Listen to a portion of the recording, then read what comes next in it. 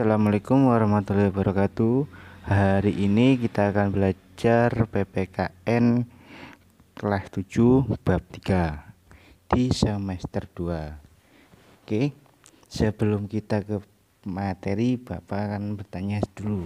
Apa kalian sehat semua di hari ini? Kita hari ini akan belajar secara online dengan video, karena pembelajaran kita kan sekarang secara online karena ada pandemi COVID-19. Oke, kita lanjut ke materi ya. Nah, di bab 3 ini materinya itu peran daerah dalam memperjuangkan dan mempertahankan NKRI. Oke. Nah, sebelum ke materi, kalian lihat dulu gambar ini, kalian tahu apa sih maknanya? Coba nanti di akhir video ada beberapa soal, nanti jawab ya tentang. Terus ini juga mengenai gambar ini, apa yang kalian ketahui atau mengerti dari gambar ini. Di sini ada gambar Pancasila, di sampingnya tuh banyak orang yang bergandengan. Oke, kita lanjut ya ke materi. Ini bangsa Indonesia tuh mengalami penjajahan kira-kira 350 tahun. Itu hanya untuk bangsa Belanda, belum juga di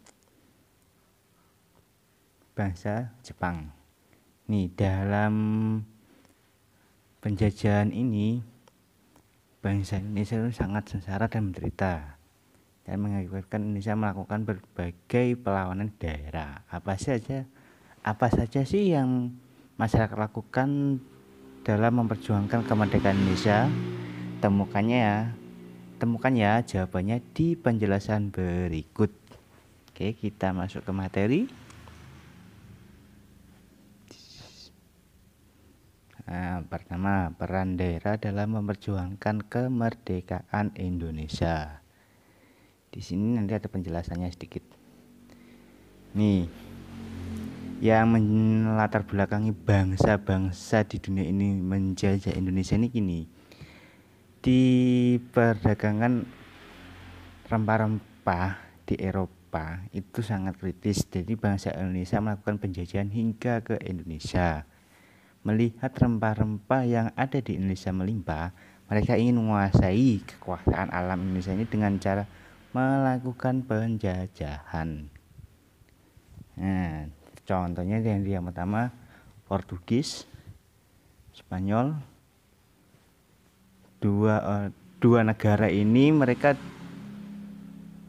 tidak melakukan penjajahan, tapi mereka hanya melakukan perdagangan. Mereka hanya sebentar di Indonesia. Yang paling lama itu setelah dua negara ini yaitu Belanda, 350 tahun kurang lebih.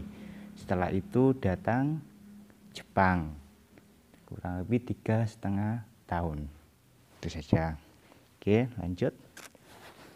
Nih contoh perlawanan di berbagai daerah. Ini contohnya saja ya. Nih, yang pertama perlawanan rakyat Demak dipimpin oleh Sultan Hasanuddin. Yang kedua perlawanan rakyat Aceh dipimpin oleh Cut Nyak-din, Tengku Umar, dan Panglima Polim. Yang ketiga perlawanan rakyat Maluku dipimpin oleh Patimura.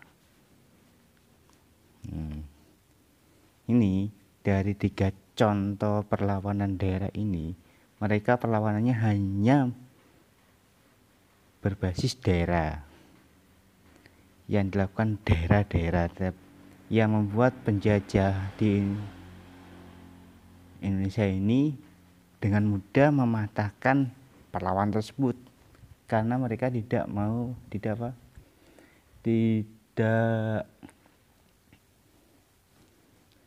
melakukan perlawanan secara bersama-sama. Contohnya kayak tadi di Demak, Aceh, Maluku, mereka tuh perlawanannya hanya kedaerahan. Jadi kalau daerah satu dilawan oleh penjajah, daerah lain dia tidak mau membantu. Jadi kayak tadi akan mudah dipatahkan oleh penjajah. Oke, paham?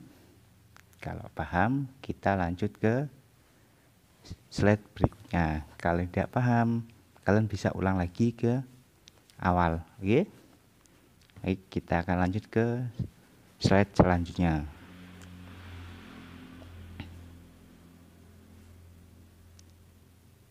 Nah, tadi kan perlawanan daerah kan perlawanan rakyat secara kedaerahan. Setelah ada momentum kebangkitan nasional pada tahun 1908 mengubah persepsi perlawanan daerah menjadi perlawanan nasional untuk memperjuangkan kemerdekaan bangsa Indonesia. Ini kebangkitan nasional ini diprakarsai oleh para pemuda untuk untuk menyatukan semua masyarakat atau bangsa di Indonesia ini untuk melawan penjajah. Maaf ya, ada gangguan sedikit. Lanjut ya. Kebangkitan nasional sendiri diperkuat oleh tekad para pemuda bersatu membentuk suatu negara yang merdeka yang diikrarkan dalam Kongres Pemuda 1928. Dalam kongres ini ada dua kongres. Satu untuk melantik ketua, wakil dan sebagainya di Kongres Pemuda, dan yang kedua itu mengikrarkan Sumpah Pemuda. Nah, dari penjelasan di atas tadi, coba kalian lihat gambar di bawah ini, amati apa yang bisa kalian ambil dari gambar ini. Oke, yang pertama ini gambar sidang. Coba kalian jelaskan menurut kalian, dan ini juga jelaskan menurut kalian. Lanjut ke galeri pahlawan nasional. Oke, di galeri pahlawan ini Bapak akan menjelaskan tentang tata cara orang atau pahlawan mendapat gelar pahlawan nasional. Akan Bapak jelaskan ya. Ini pahlawan nasional adalah gelar yang diberikan kepada warga negara Indonesia atau seseorang yang berjuang melawan penjajah di wilayah negara Kesatuan Republik Indonesia yang gugur demi membela bangsa dan negara. Di sini ada ketentuannya. Ketentuannya terdapat pada pasal 24 dan 26 UU nomor 20 tahun 2019 tentang syarat menjadi pahlawan nasional. Nih, syarat-syarat dan ketentuan tersebut sebagai berikut. 1. Pernah memimpin dan melakukan perjuangan bersenjata atau perjuangan politik atau perjuangan dalam bidang lain. 2. Tidak menyerah kepada musuh dalam perjuangan. 3. Melakukan pengabdian dan perjuangan yang berlangsung hampir sepanjang hidupnya dan melebihi tugas yang diembannya. 4. Pernah melahirkan atau gagasan pemikiran yang besar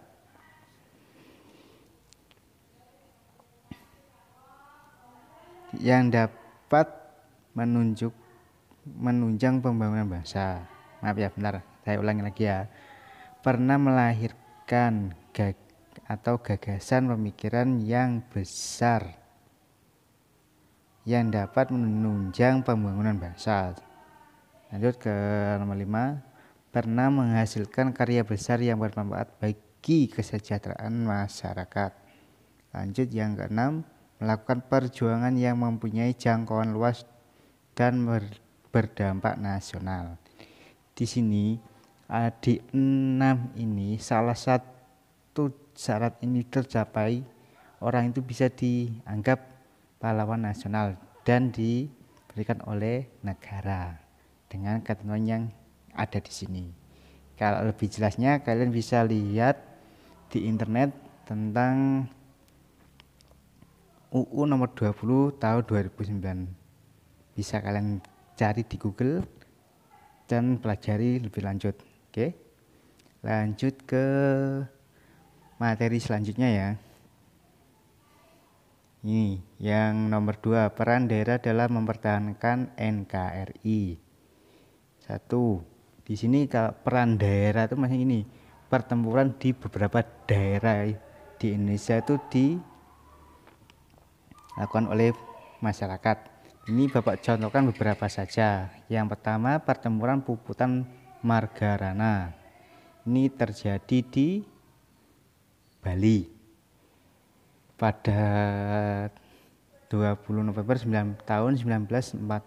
Perjuangan ini dipimpin oleh Kolonel I Gusti Ngurah Rai. Pasukan Ngurah Rai mengadakan puputan atau perang habis-habisan di desa Margarana. Dan di bawah ini ada contoh gambarnya. Nih, bagaimana mereka berjuang untuk memerdekakan wilayah Bali dari penjajah. Ini contohnya. Lanjut yang B, peristiwa Bandung Lautan Api. Kalau peristiwa Bandung Lautan Api pasti kalian sudah paham sudah.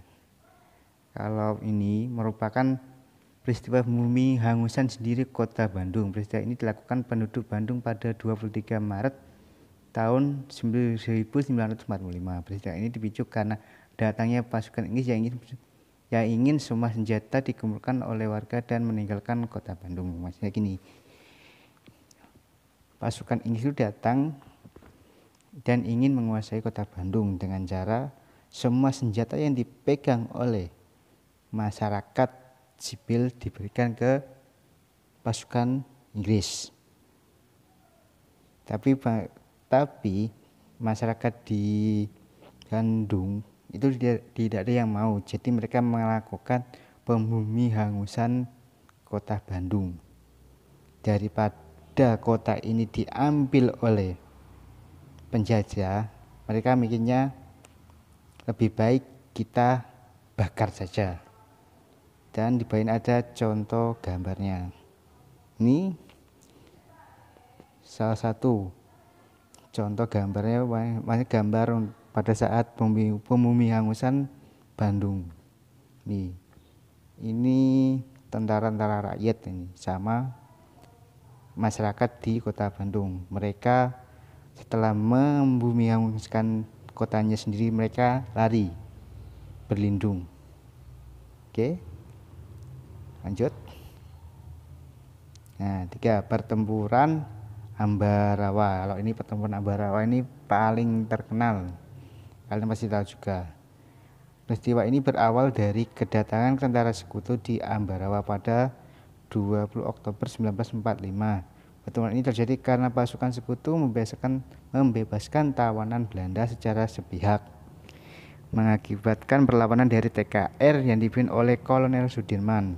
Pertempuran Ambarawa kurang lebih berlangsung selama 4 hari. Nah, kalau pertempuran Ambarawa ini kalian pasti tahu, Jenderal Sudirman ini walaupun dia sakit, dia tetap berjuang. Inilah salah satu contoh pahlawan dan semangat pahlawan yang harus kita contoh. Walaupun kita sakit, kita harus tetap berjuang membela negara kita dengan keahlian kita masing-masing. Kalau kalian yang masih belajar ya belajar gitu. Oke. Ini ada gambarnya. Ini pada saat Jenderal Sudirman mengumpulkan pasukannya mau melakukan perlawanan. Oke, lanjut ya. Nih, masuk di bagian akhir, yaitu bagian tugas. Jadi dari penjelasan Bapak dari awal sampai akhir tadi pasti ada tugasnya. Maaf ya, ada sponsor. Pasti ada tugas. Dia tugasnya yaitu satu, jawab pertanyaan yang ada pada saat penjelasan. Mungkin Bapak pas menjelaskan ada pertanyaan, jawablah. Mungkin pada saat di slide-nya ada pertanyaan, jawab sesuai dengan kemampuan kalian. Kalau masih ada yang kurang jelas, bisa diulang lagi. Ya, lanjut yang tugas nomor 2.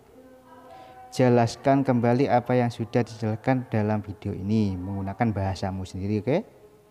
Lanjut. 3. Simpulkan peran daerah dalam memperjuangkan dan mempertahankan NKRI menurut pendapatmu. Oke? Dan nih cuma 3. Dan jangan lupa kumpulkan tugas ini kepada gurumu ya. Dan jawaban yang nomor 2 sama nomor 3 itu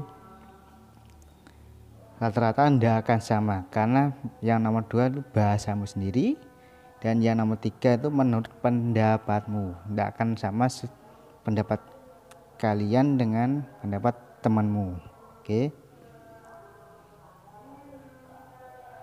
Nah, terima kasih. Jangan lupa subscribe, like, dan komen ya, supaya dapat info terbaru mengenai materi PPKN selanjutnya, yaitu materi PPKN kelas 7, kelas 8, dan kelas 9 untuk yang selanjutnya. Oke, jangan lupa subscribe ya. Assalamualaikum warahmatullahi wabarakatuh.